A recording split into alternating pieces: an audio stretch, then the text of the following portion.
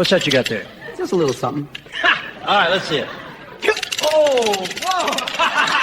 Incredible! Yeah! Everyone remembers the blur. The nunchaku moved so fast, your eyes didn't track it.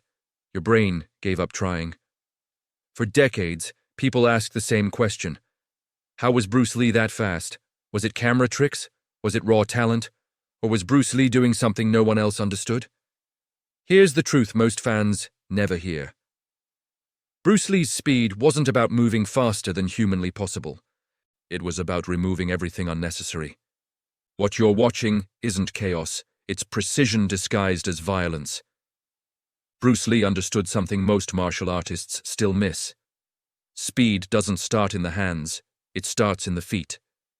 Every nunchaku strike began from the ground, his stance rooted, his balance perfect. Energy traveled upward through the ankles, the knees, the hips, coiled through the core, and finally snapped out through the wrist. That's not talent, that's kinetic chain efficiency, like cracking a whip. The whip isn't fast because it's strong, it's fast because every section transfers energy perfectly. Bruce Lee made his body a living whip. That sharp crack you hear when the nunchaku snaps through the air, that's physics, centripetal force, rotational acceleration. Velocity overpowering mass. Bruce Lee didn't swing hard, he swung smart. Most people think power comes from bigger muscles. Bruce Lee knew power comes from timing. A fraction of a second too early, or too late, and the strike loses everything. That's why his movements were small, tight, efficient, no wasted motion, no telegraphing. He wasn't chasing speed, he was eliminating delay. But here's the part fans rarely talk about.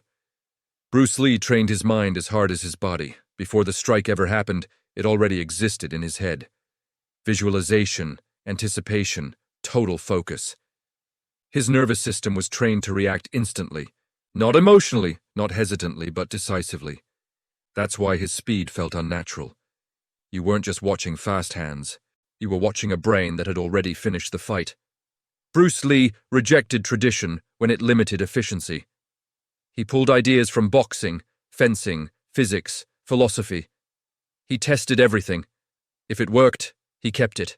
If it didn't, he discarded it, no matter how sacred it was. That mindset made him dangerous because Bruce Lee didn't just practice martial arts, he studied movement.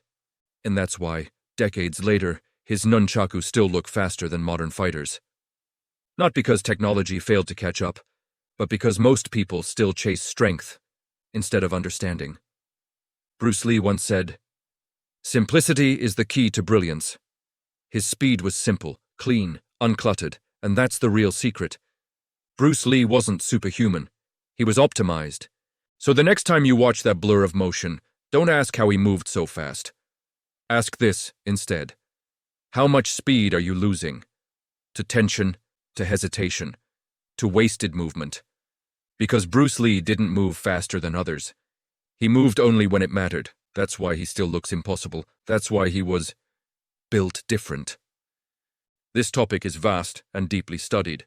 What you've seen here is only a glimpse.